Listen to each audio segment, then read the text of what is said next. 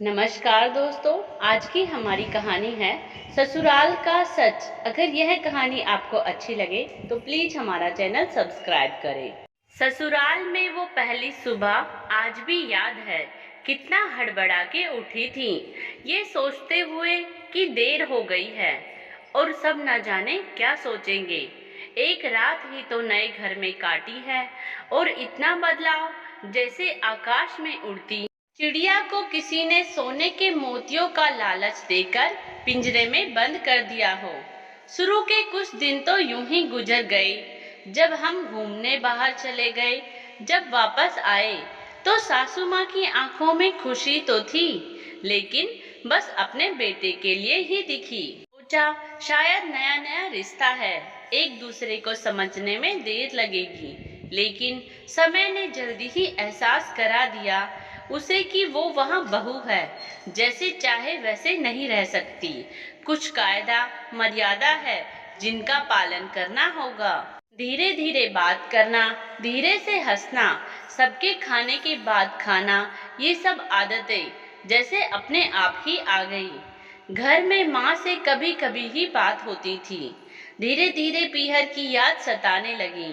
ससुराल में पूछा तो कहा गया अभी नहीं। कुछ दिन बाद जिस पति ने कुछ दिन पहले उसके माता पिता से ये कहा था कि पास ही तो है, कभी भी आ जाएगी, उनके भी सुर बदले हुए थे।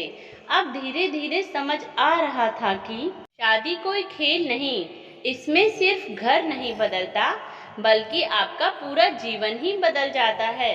आप कभी भी उठ करके अपने पीहर नहीं जा सकते, यहाँ तक कि कभी याद आए तो आपके पीहर वाले भी बिन पूछे नहीं आ सकते। पीहर का वो अल्लड़पन, वो बेबाक हंसना, वो झूठे मुंह रसोई में कुछ भी छू लेना, जब मन चाहे तब उठना, सोना, नहाना, सब बस अब यादें ही रह जाती है। अब उसे समझ आने लगा था कि क्यों विदाई के समय सब मुझे गले लगाकर रो रहे थे। असल में मुझसे दूर होने का एहसास तो उन्हें ही हो रहा था, लेकिन एक और बात थी जो उन्हें अंदर ही अंदर परेशान कर रही थी। जिस सच से उन्होंने मुझे इतने साल दूर रखा, अब वो मेरे सामने आ ही जाएगा। पापा का ये झूठ कि मैं उनकी बेटी नहीं बेटा हूँ, अब और दिन नहीं छुप पाएगा। उनकी सबसे बड़ी चिंता ये थी, अब उनका ये बेटा जिसे कभी बेटी होने का एहसास ही नहीं कराया था, जीवन के इतने बड़े सच को कैसे स्वीकार करेगा।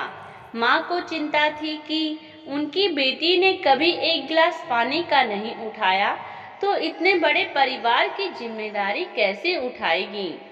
सब उस विदाई और मेरे पराये होने का मर्म जानते थे सिवाय मेरे, इसीलिए सब ऐसे रो रहे थे जैसे मैं डोली में नहीं अर्थी में जा रही हूँ। आज समझ आया कि उनका रोना गलत नहीं था, हमारे समाज का नियम ही है ये। एक बार बेटी की डोली में विदाई हुई तो फिर वो बस मेहमान ही होती है घर की। फिर कोई चाहे कितना ही क्यों ना कह ले कि ये घर आज भी उसका है। सच तो ये है कि अब वो कभी भी यूं ही अपने उस घर जिसे मायका कहते हैं नहीं आ सकती।